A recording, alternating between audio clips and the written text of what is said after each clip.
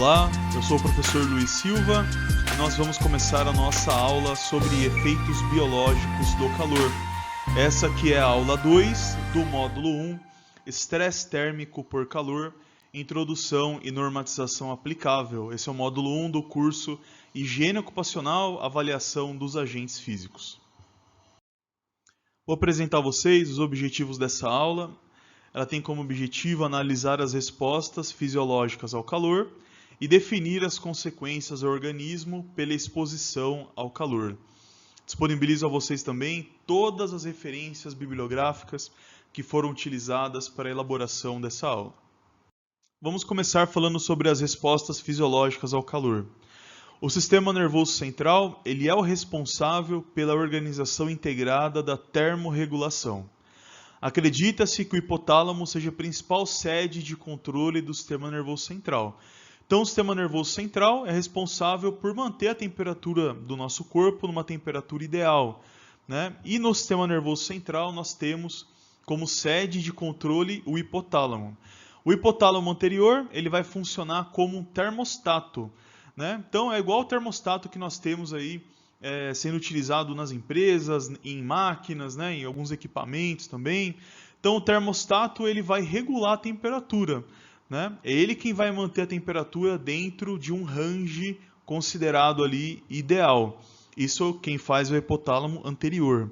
O hipotálamo posterior ele vai fornecer um set point. Então ele vai ter a temperatura alvo, né, a ser atingida. Então o termostato vai buscar, né, chegar nessa temperatura ideal, né, que é dada pelo hipotálamo posterior, né? Esse é o nosso set point, temperatura alvo. Qual é a temperatura alvo? É a temperatura central em 37 graus Celsius aproximadamente, né? Então o sistema nervoso central vai regular a temperatura do corpo, né? Ele vai emitir sinais para que o nosso corpo, né, adote ali os seus mecanismos de regulação, inicie, né, o seu sistema de regulação para chegar nessa temperatura ideal.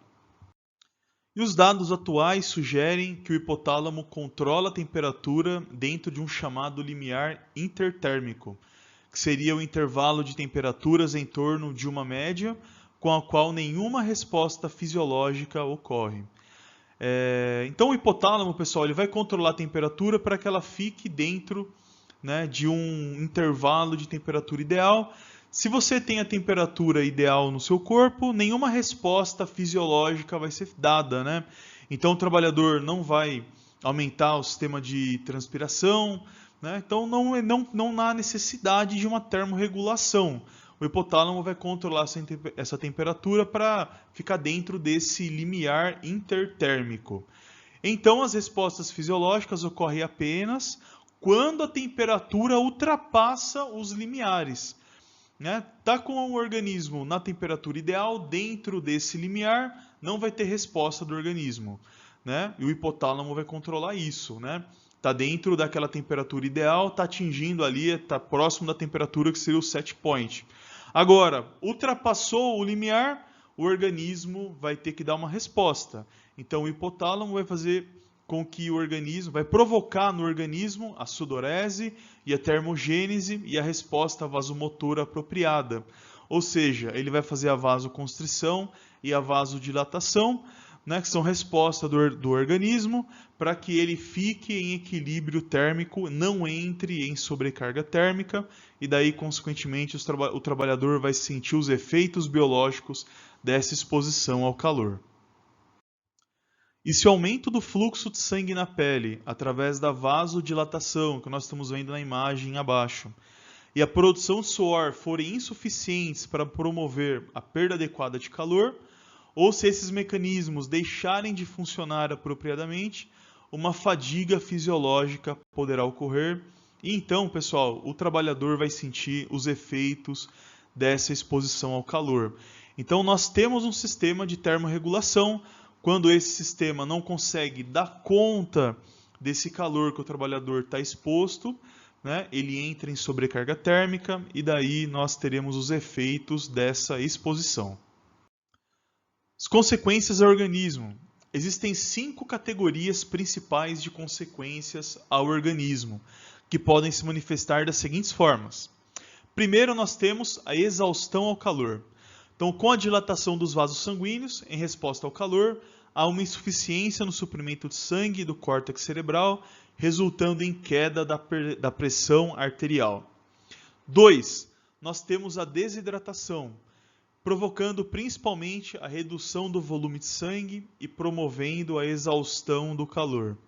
Porém, em casos extremos, ela produz distúrbios de função celular, provocando até a deterioração do organismo, insuficiência muscular e redução de secreção, especialmente das glândulas salivares, perda de apetite, entre outros.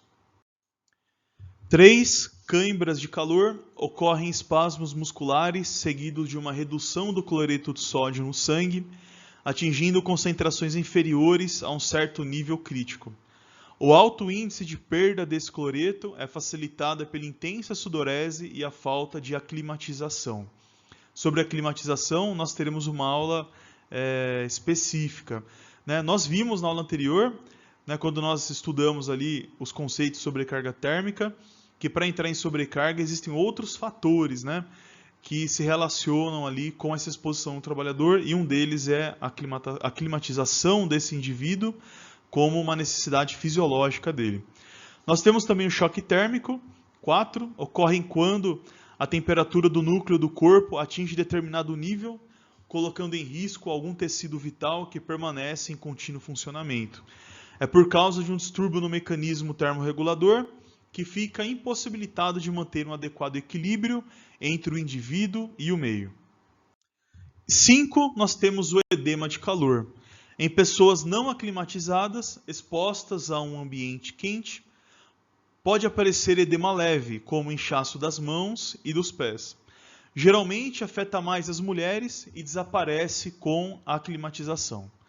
Os sintomas desaparecem em poucas horas, quando as pessoas se afastam para um local com temperatura amena.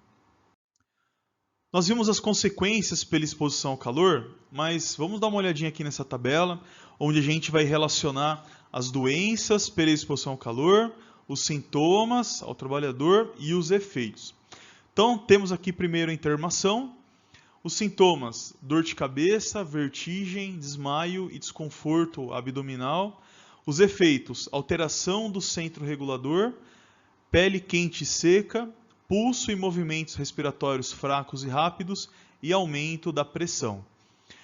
Temos aqui agora a próxima doença: insolação, golpe de calor e choque térmico. Sintomas: convulsões, delírios, alucinações e coma. E os efeitos: pele quente, seca e arroxeada, temperatura corpórea maior ou igual a 40,5 graus Celsius e alterações no sistema nervoso central. Continuando, nós temos a prostração térmica, que seria a exaustão ao calor. Sintomas: dor de cabeça, tonturas, mal-estar e fraqueza. E os efeitos seriam pele pálida e úmida, com temperatura variável e distúrbios circulatórios. Outra doença são as cãibras do calor. Os sintomas: contrações musculares dolorosas e violentas. Os efeitos: perda de cloreto de sódio devido à sudorese interna. Próxima doença é a catarata, como sintoma dificuldade para enxergar. E os efeitos: opacificação do cristalino devido à exposição prolongada à radiação infravermelha. Então vamos lá, a nossa hora da revisão. Então em um minuto vamos passar aqui por todo o conteúdo dessa aula. Então nós começamos a nossa aula vendo que nós temos o sistema nervoso central, o hipotálamo. Ali é a sede da termorregulação do nosso organismo. O hipotálamo ele funciona como um termostato, mantendo a temperatura do nosso corpo dentro de um limiar ideal. Quando essa temperatura está dentro do limiar ideal, nós não temos o mecanismo de termorregulação ativado. Agora, se a temperatura do corpo sai desse limiar, o sistema de termorregulação é ativado, então entram em cena aí a sudorese e a vasodilatação. Quando esses dois sistemas não dão conta de manter a temperatura do corpo dentro do limiar adequado, o trabalhador vai sentir as consequências através da exaustão, ele vai ter desidratação, o trabalhador pode ter cãibras, choque térmico, edema do calor, a catarata e até mesmo uma intermação, quando os órgãos, né, eles podem ter uma insuficiência por conta de ações inflamatórias no organismo devido a esse aumento de calor. E finalizamos a aula 2, efeitos biológicos do calor, do módulo 1, estresse térmico por calor, introdução e normatização aplicável. Obrigado pela atenção. Caso você tenha alguma dúvida, não esqueça de enviar aqui a sua pergunta. Um abraço e até a próxima aula.